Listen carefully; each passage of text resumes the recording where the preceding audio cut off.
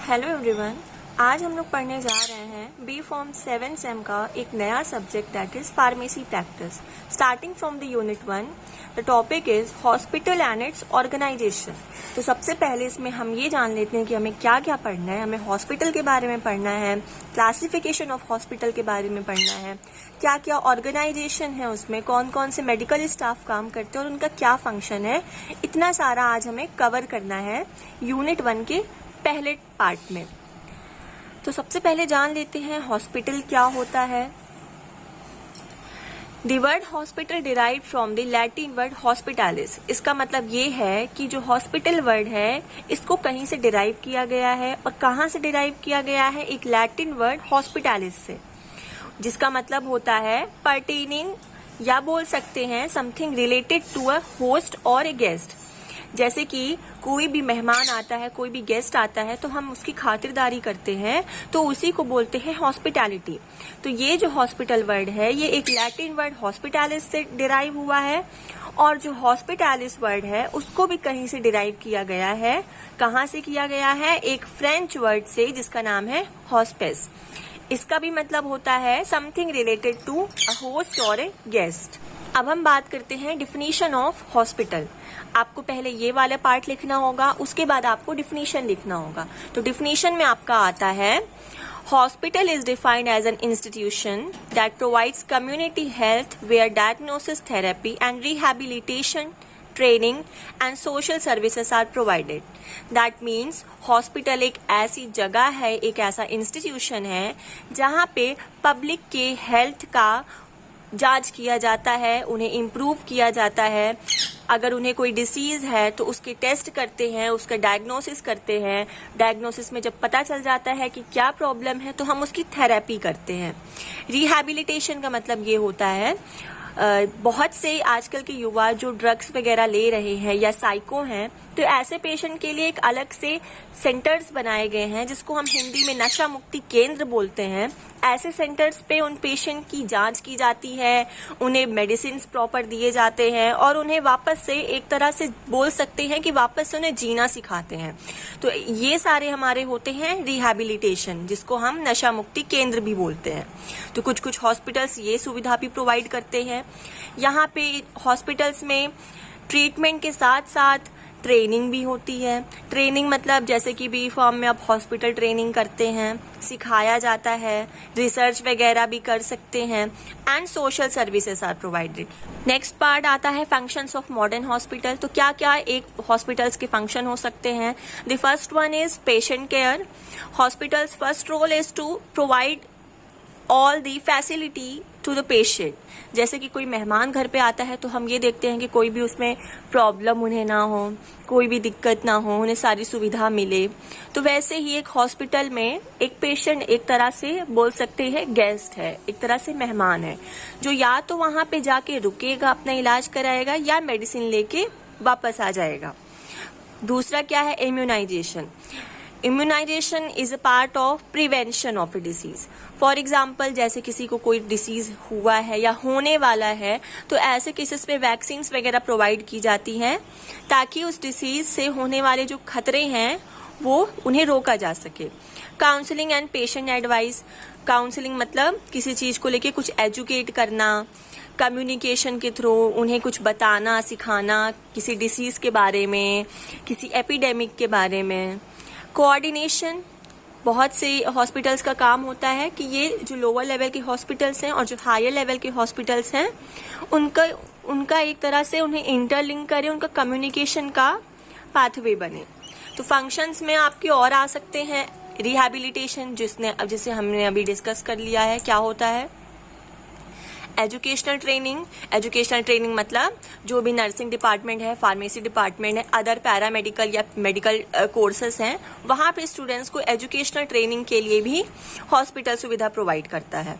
Next आता है research. Research for example if someone is enrolling for PhD और PG, तो हॉस्पिटल्स में रिसर्च भी हो सकते हैं।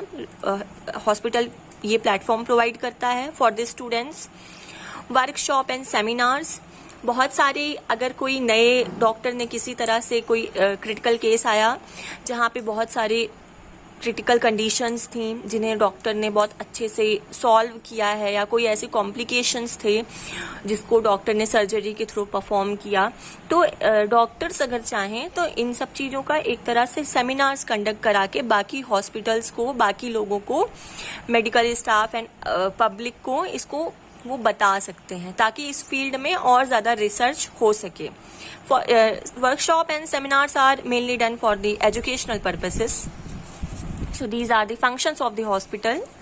Next part comes classification of hospital. तो क्लासिफिकेशन की बात करते हैं तो क्लासिफिकेशन अगर हम देखेंगे तो 2 बेसिस पे क्लासिफिकेशन होता है. पहला क्लासिफिकेशन है क्लिनिकल बेसिस पे, दूसरा क्लासिफिकेशन है ऑन नॉन क्लिनिकल बेसिस. तो सबसे पहले बात कर लेते हैं on the basis of clinical. Clinical basis पे 5 टाइप्स के होते हैं. पहला होता है basis of type of disease. Type of disease मतलब किस तरह की बीमारी है. कभी कभी कुछ कॉम्प्लिकेटेड या कुछ स्पेशल जो रेयरली डिसीज होते हैं, इनके लिए भी जिन्हें स्पेशल ट्रीटमेंट की जरूरत होती है, एक अलग तरह से हॉस्पिटल्स बनाए गए हैं. इसमें आपका आता है टीबी हॉस्पिटल. टीबी हॉस्पिटल बहुत ज्यादा हमने देखा है, सुना है. Cancer hospital, diabetes hospital, leprosy hospital. तो ये सारे डिसीज हैं जिन्हें स्पेशल ट्रीटमेंट की जरूरत होती है, तो इनके लिए एक अलग डिपार्टमेंट है हॉस्पिटल्स के, या एक अलग से हॉस्पिटल ही बनाया गया है. नेक्स्ट आता है on the basis of type of patient. किस तरह का पेशेंट है. गायनेकोलॉजिकल हॉस्पिटल्स हैं, जनरल हॉस्पिटल हैं जो मोस्टली बहुत सारे आम पब्लिक के लिए होते हैं, पेडियाट्रिक हॉस्पिटल जैसे चिल्ड्रंस के लिए, साइकियाट्रिक मतलब अगर किसी को साइको प्रॉब्लम है तो उस कंडीशंस में वो साइकियाट्रिक या मेंटल हॉस्पिटल बोल सकते हैं, वहाँ पे प्रेफर किया जाता है. मैटरनिटी हॉस्पिटल जैसे कि कोई प्रेग्नेंट लेडी है तो उसके लिए भी एक तरह से मैटरनिटी हॉस्पिटल्स होते हैं. रिहैबिलिटेशन सेंटर्स जैसे कि नशा मुक्ति केंद्र हो गया.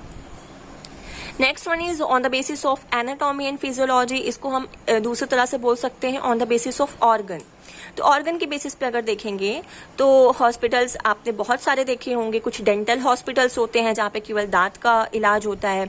ENT हॉस्पिटल्स होते हैं जहाँ पे आई, नोज एंड थ्रोट के स्पेशलिस्ट रहते हैं. कार्डियक सेंटर्स में स्पेशली हार्ट का आपको देखने को मिलेगा. वहाँ पे जो स्पेशलिस्ट डॉक्टर्स हैं वो उनका स्पेशलाइजेशन हार्ट की सर्जरीज में रहता है. Next one is eye hospital. Eye hospital हमारा ENT हॉस्पिटल के अंडर आता है.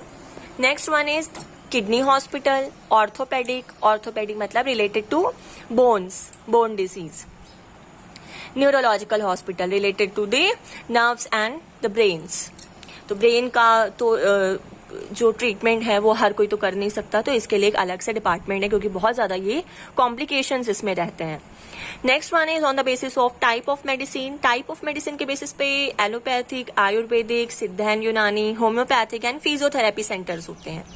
On the basis of objectives. Objectives मतलब कोई भी हॉस्पिटल है इसका मेन पर्पज क्या है, किस वजह से इसको ओपन किया गया है. तो अगर इस बेसिस पे देखेंगे तो इसमें आपका आता है जनरल हॉस्पिटल. जनरल हॉस्पिटल में जैसे आपको आसपास आपको दिख जाएंगे बहुत सारे ऐसे हॉस्पिटल्स होते हैं जिन्हें नॉर्मली अगर देखा जाए तो नॉर्मल स्मॉल लेवल पे देखें तो बहुत सारी चीजों का इलाज हो सकता है. बट अगर कोई रेयर डिसीज है तो यहाँ पे उनका इलाज इतना ज्यादा सक्सेसफुल नहीं है. बट अगर नॉर्मल कोई प्रॉब्लम है, बहुत ज्यादा क्रिटिकल कंडीशंस नहीं है, तो आराम से यहाँ पे इलाज होता है बहुत सारी चीजों का. तो जिसमें एग्जाम्पल में आता है PHC. PHC मतलब primary health care centre. Next one is special hospital. Special hospital जैसे कि फॉर एग्जांपल कोई रेयर डिसीज है अगर जिसमें बहुत ज्यादा कॉम्प्लिकेशंस हैं, बहुत ज्यादा ट्रीटमेंट में ध्यान देना है केयरफुल्ली, तो इसमें आता है special hospital. Example cancer, TB and dental hospital बोल सकते हैं. डेंटल मतलब स्पेशल मतलब बोल सकते हैं तरह से जो किसी एक ऑर्गन पे या एक चीज पे कोई स्पेशलाइजेशन हो उस हॉस्पिटल का, तो इसमें डेंटल हॉस्पिटल भी आपका आ सकता है. साथ में बोल सकते हैं इसमें आपका न्यूरोलॉजिकल हॉस्पिटल भी आ सकता है. Next one is teaching and research hospital. इसमें ऐसे हॉस्पिटल्स होते हैं जो कि ट्रीटमेंट के साथ साथ एजुकेशनल टीचिंग या किसी तरह का रिसर्च भी कंडक्ट कराएं ताकि आगे वाली जनरेशन को बहुत ज्यादा हेल्प मिले, वहां पे ग्रोथ हो बहुत ज्यादा. तो इसमें आपका सबसे इम्पोर्टेंट आता है एम्स. नॉन क्लिनिकल बेसिस पे 3 तरह का सब डिवीजन हुआ है। First one is on the basis of ownership. Ownership का मतलब बोल सकते हैं कि किसने इस हॉस्पिटल को ओन किया है, या इस हॉस्पिटल का मेन रूल्स रेगुलेशंस कौन चलाता है, कौन इसका मालिक है, हम समझने के लिए इसको बोल सकते हैं। तो अगर on the basis of ownership देखेंगे तो आपका आता है control by government, that is central government. Central government हमारी जो हॉस्पिटल्स कंट्रोल करती है या गवर्न करती है, इसमें आता है military hospital, army hospital, railway hospital. Next one is control by state government. कुछ ऐसे हॉस्पिटल्स हैं जिसे हमारी स्टेट गवर्नमेंट लेवल पे आते हैं, जिन्हें स्टेट गवर्नमेंट रूल करती है, कंट्रोल करती है। तो इसमें आपका सिविल हॉस्पिटल आ गया, जेजे हॉस्पिटल आ गया, ये सारे एग्जाम्पल्स हैं इसके, कौन कौन से हॉस्पिटल्स आते हैं। Control by corporation and municipality. Corporation municipality मतलब लोकल गवर्नमेंट, जो कि एक आपके सेंट्रल गवर्नमेंट हो गए, एक आपके स्टेट गवर्नमेंट हो गए। Next one is local government. Local government जो कंट्रोल करती है उसमें आता है KEM hospital, Bhagwati hospital, BMC hospital. And ये सारे एग्जाम्पल्स आपको नोट्स में मिल जाएंगे, एंड नोट्स का जो लिंक है वो आपको डिस्क्रिप्शन बॉक्स में मिल जाएगा, वहां से जाके आप नोट्स को डाउनलोड कर सकते हैं। Next one is the hospitals that is run by private trust hospital, जैसे कोई भी प्राइवेट बॉडीज हैं, NGOs हो गए, ये सारे आपके आते हैं प्राइवेट ट्रस्ट हॉस्पिटल में। रन बाय रिलीजियस बॉडी, बहुत सारे ऐसे रिलीजन्स होते हैं, ग्रुप ऑफ मेंबर्स होते हैं, तो वो एक अलग हॉस्पिटल बनाते हैं, जैसे कि Hindu mission hospital, Meenakshi mission hospital, ये सारे आपके रन बाय रिलीजियस बॉडी में आते हैं। ये सारी चीजें आपकी नॉन गवर्नमेंट है, मतलब इन्हें कोई गवर्नमेंट पार्टी नहीं, एक नॉर्मल प्राइवेट इंस्टीट्यूशंस या प्राइवेट पार्टीज इसको ओन कर रही हैं। लेकिन इसका ये मतलब नहीं है कि सरकार का इसमें कोई भी रोल नहीं है। एट दी एंड जो भी परमिशंस हैं ऑफिशियली वो गवर्नमेंट ही अप्रूव करती है, तभी वो चीजें पॉसिबल होती हैं किसी भी चीज को रन कराने के लिए। तो यहाँ पे गवर्नमेंट का रोल डायरेक्टली ना होके इनडायरेक्टली रोल है, बट इसको प्राइवेट बॉडीज जो हैं इसको रन कराती हैं। द बेसिस ऑफ कॉस्ट, तो इसमें आपके 2 आते हैं, elite hospital and low budget hospital. Elite hospital को हम एक तरह से बोल सकते हैं ऐसे हॉस्पिटल जहाँ पे बहुत ज्यादा फैसिलिटीज हों। फॉर एग्जाम्पल वहाँ पे फ्रिज हो, पेशेंट रूम में एयर कंडीशनर हो, वहाँ पे टीवी हो, तो बहुत सारी ऐसी चीजें हैं जो फैसिलिटीज हैं जो पेशेंट को प्रोवाइड की जा रही हैं, वो सारी चीजें एलाइट हॉस्पिटल प्रोवाइड करता है। एलाइट हॉस्पिटल अगर इतनी सारी फैसिलिटीज प्रोवाइड कर रहा है, that means it will take the charge for the same. That means अगर ये फैसिलिटीज हैं तो वहां पे चार्जेस भी बहुत ज्यादा लगेंगे। तो यहाँ पे एलाइट हॉस्पिटल को एक तरह से बोल सकते हैं कि ऐसे हॉस्पिटल्स जहाँ पे बहुत ज्यादा फैसिलिटी प्रोवाइड की जाती है पेशेंट को, साथ में वहां पे बहुत ज्यादा फीस भी लगती है। ओके, वी हैव टू पे the more for that. Example में जसलोक हॉस्पिटल आता है, हिंदुजा हॉस्पिटल आता है। Next one is low budget hospital. Low budget hospital ऐसे हॉस्पिटल जो बहुत ज्यादा फैसिलिटी तो प्रोवाइड नहीं करते हैं, साथ में अगर वो बहुत ज्यादा एक्स्ट्रा फैसिलिटी प्रोवाइड नहीं करेंगे तो उनका कॉस्ट भी बहुत ज्यादा नहीं होगा, उनकी फीस भी बहुत ज्यादा नहीं होगी। तो इसमें आपके आते हैं civil hospital and corporation hospital. Now the last one of the classification is on the basis of bed size या कैपेसिटी। बेड साइज कैपेसिटी क्या होता है? बेड साइज का मतलब ये होता है कि एक हॉस्पिटल में मैक्सिमम कितने बेड अवेलेबल हैं, जितने नंबर ऑफ बेड्स रहेंगे उतने ज्यादा इन पेशेंट मिलने हो सकते हैं, मतलब ऐसे पेशेंट जो हॉस्पिटल में भर्ती होते हैं, एडमिट होते हैं अपने ट्रीटमेंट के लिए।